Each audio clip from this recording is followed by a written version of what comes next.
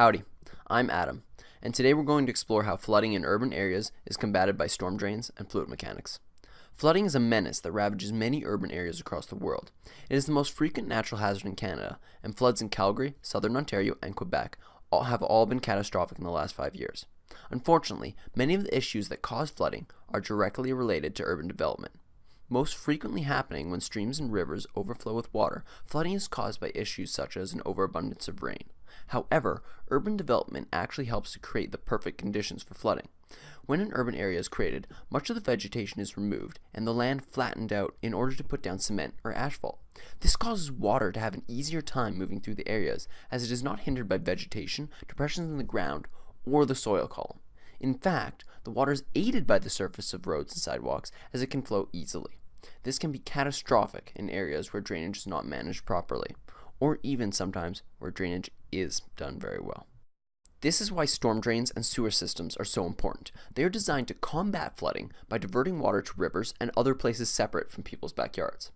Let's take a look at the basic idea of a sewer system for diverting rainwater. The water enters through storm drains and goes into pipes underground, where it is eventually diverted to rivers and soakaways. Soakaways are essentially holes dug into the ground filled with rubble that cause excess water to slowly be released back into the environment in order to mitigate the damage done. Taking a look at this system from the first step, there are two main types of storm drains: side inlets and graded inlets. Side inlets are located on the side of the curb, and water is directed there as it flows down the street. Graded inlets, on the other hand, are flat and are usually located on the roadway, although they can be located on the curb as well. Storm drains are the entrance point for rainfall to the sewer system.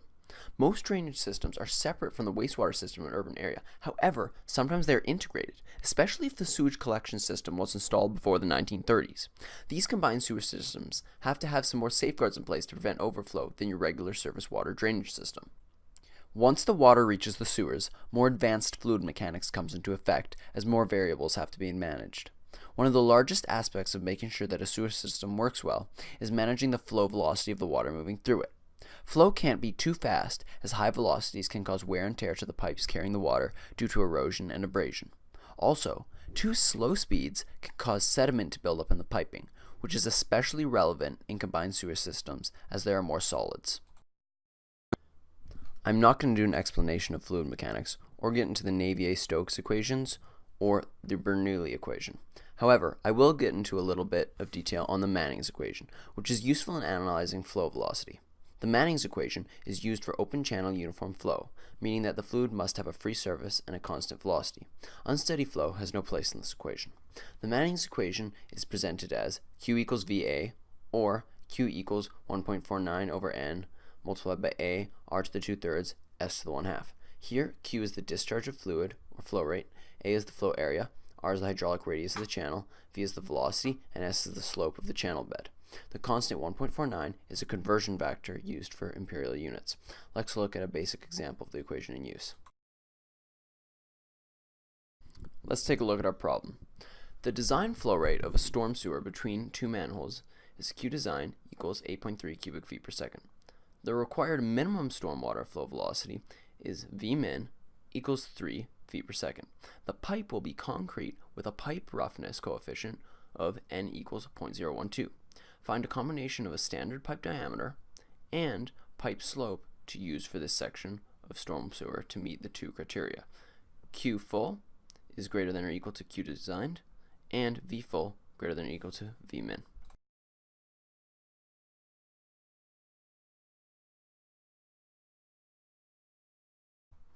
Couple things to note here. Our hydraulic radius for a pipe flowing full is diameter divided by 4. And when we solve for the radius, we are going to take 24 inches, as the 22.5 that we found is between the two standard pipe diameters, 21 and 24. Also, in the second part of the problem, we're going to rearrange to find velocity and then solve.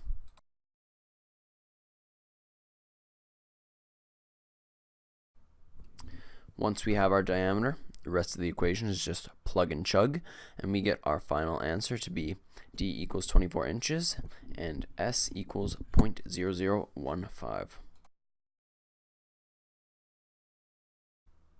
I would like to thank you for spending your time with me as we looked at how storm drains and fluid mechanics impact urban sustainability.